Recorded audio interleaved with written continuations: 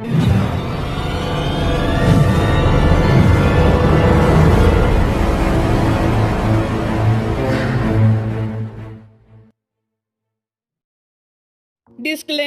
अगर मुझे इस वीडियो पे अच्छा रिस्पांस मिला तो आगे चल के और भी ओरिजिन वीडियोस आएंगे। आज मैं बात करूंगा लालची बिंग यानी कि स्कॉट की ओरिजिन की। स्कॉट बार बार अपने होस्ट को चेंज करता है ज्यादा पावर और डीएनएस के लिए। स्कॉट बहुत ही ज्यादा लालची है, यही थी स्कॉट की ओरिजिन। फिर भी तो चलिए शुरू करते हैं। Hey guys, welcome to Omni Assemble. और आज के इस वीडियो में मैं बात करूंगा कि कौन है ये स्कॉट, कहां से आया है ये, और इसकी पूरी ओरिजिन और इसकी हिस्ट्री को एक्सप्लेन करूंगा। So let's get started. Scott की स्पीसीज को स्लाइम बियर्ड कहा जाता है और स्कॉट भी एक स्लाइम बियर्ड है। और स्लाइम बियर्ड्स का होम वर्ल्ड हमें बताया ही नहीं गया, पता नहीं स्लाइम बियर्ड्स कहाँ रहते हैं। और ये लास्ट टाइम क्वांटिमिलिया के शिप पर दिखे थे, उसके बाद पता नहीं ये कहाँ गायब हो गए। और स्लाइम बियर्ड्स में से एक स्लाइम बियर्ड स्कॉट भी है। और स्लाइम बियर्ड्स में गजब की पावर होती है, वो जैसे चाहे डीएनए को कंट्रोल कर सकते हैं।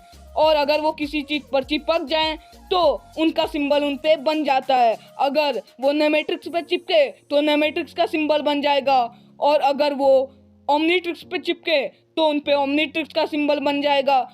स्लाइम बियर्ड्स किसी भी डीएनए को ऑब्जर्व करके उसे यूज कर सकते हैं, और वो चाहे अपने फायदे के लिए उस डीएनए को यूज करें या तो उस डीएनए को यूज करके अपने होस्ट की मदद करें। स्कॉट पता नहीं किस पे चिपका, लियाम, ट्रोम्बिक्यूलर और पता नहीं किस पे, और फिर जाके नेमेट्रिक्स पर चिपक गया क्योंकि नेमेट्रिक्स में ज़्यादा डीएनए सैंपल्स हैं। और फिर खाइबर को खतरनाक बना दिया, और उसके बाद खाइबर ने बैन की अच्छी खासी बैंड बजा दी। और फिर स्कॉट था ही लालची, ओमनीट्रिक्स दिखा और उसमें ज़्यादा डीएनए सैंपल्स दिखे, चिपक गया ओमनीट्रिक्स पर। उसके बाद खाइबर बेकाबू हो गया और बस टेरानोपीडी बन गया। और एम वक्त पर स्कॉट ने बैन की जान बचा ली, वरना खाइबर टेरानोपीडी बन के बैन को खा ही जाता, क्योंकि बैन ह्यूमंगसौर बना हुआ था और टेरानोपीडी ह्यूमंगसौर को नाश्ते में खाते हैं। जब स्कॉट बैन पर चिपका था, मतलब उसके ओमनीट्रिक्स पर चिपका था, तब बैन ने जो बोला था वो सुनने लायक था कि ये खाइबर का बलगम मुझ पे कैसे चिपक गया। और बैन ने क्या झूठ कहा, स्कॉट बलगम जैसा ही दिखता है, बल्कि वो बलगम ही है। और खाइबर को ये सब करने की नौबत इसलिए आई, मतलब स्कॉट को लाने की नौबत इसलिए आई क्योंकि उसका डॉग उससे बेवफाई करके चला गया, मतलब उसे छोड़कर चला गया। खाइबर उसके डॉग और स्कॉट की कुछ ज्यादा ही बेइज्जती कर दी। स्कॉट बैन को बहुत ही ज्यादा बोलता था, ऑफ कोर्स ताने ही मारता था, और फिर बैन भी उसे कम परेशान नहीं करता था। बैन भी स्कॉट को बहुत ही ज्यादा परेशान करता था। स्कॉट किसी भी डीएनए को ऑब्जर्व कर सकता है, यहाँ तक सेलेस्टियल सेपियन के डीएनए को भी। और फिर अगर स्कॉट को उस डिवाइस से अलग कर दिया जाए, फिर भी स्कॉट के पास उन सभी एलियंस की पावर होगी जो ओमनीट्रिक्स में है, और वो उन डीएनए से कुछ भी कर सकता है, और वो अपने बचाव के लिए भी उन डीएनए को यूज कर सकता है। अब स्कॉट की मर्जी जो करे डीएनए से, और स्कॉट ओमनीट्रिक्स के ग्लिच को भी सही कर सकता है, और उसने किया भी है रैट को कपड़े पहनाकर। रैट के पास कपड़े नहीं थे और स्कॉट ने क्लॉथिंग फीचर अनेबल करके रैट को कपड़े पहना दिए। और बैन की स्कॉट ने बहुत ही ज्यादा मदद की है फाइट के दौरान, उसे अलग अलग वेपन्स देके। और स्कॉट के वजह से ही बैन बड़े बड़े विलेंस को भी हरा पाया। स्कॉट की वजह से ही बैन ने मैलगैक्स को हराया था, जिसे एटॉमिक्स भी नहीं हरा पाया था। और फिर बैन ने स्कॉट की मदद से एक बार तो यूनिवर्स को भी बचाया था।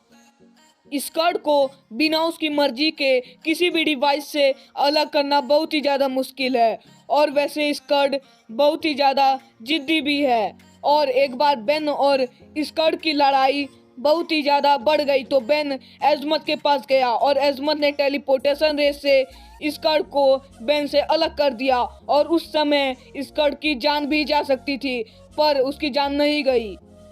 पर उस समय भी स्कॉट के पास सारे एलियंस के पावर थी, और स्कॉट ने बैन को काफ़ी औसम डीएनए से बनाए गए वेपन्स दिए हैं। उसमें है diamond head armour, mac hand of heat blast, और सेलेस्टियल सेपियंस स्वॉर्ड, और साथ ही साथ आर्मो ड्रिलोज ड्रिल हैंड।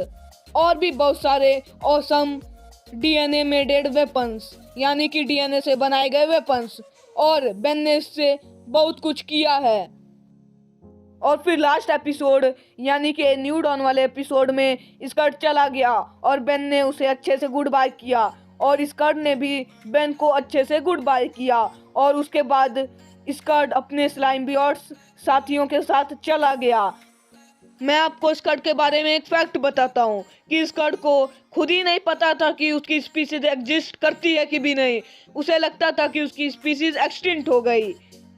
तो यही थी स्कर्ट की ओरिजिन एंड उसकी हिस्ट्री। बेंटन में इंटरेस्ट रखते हैं और मीम में भी इंटरेस्ट रखते हैं, तो दोनों का फ्यूजन बेंटन मीम्स। आप मुझे इंस्टाग्राम पे फॉलो करिए, यूजर नेम @omnisymbol है, क्योंकि वहाँ पे आपको मिलेंगे बेंटन मीम्स, मेरे लेटेस्ट वीडियो के अपडेट्स और बहुत सारे इंटरेस्टिंग पोस्ट बेंटन के रिलेटेड। तो इंतजार किस बात का, लिंक डिस्क्रिप्शन में है, फॉलो जरूर करिएगा। वीडियो पसंद आया तो लाइक कर दीजिए, चैनल को भी सब्सक्राइब कर दीजिए और बगल की बेल को भी प्रेस कर दीजिए मेरे आने वाले लेटेस्ट वीडियोस के नोटिफिकेशंस के लिए। तो बस अब अगले वीडियो में ही मुलाकात होगी, तब तक के लिए जानते ही हैं, गुड बाय।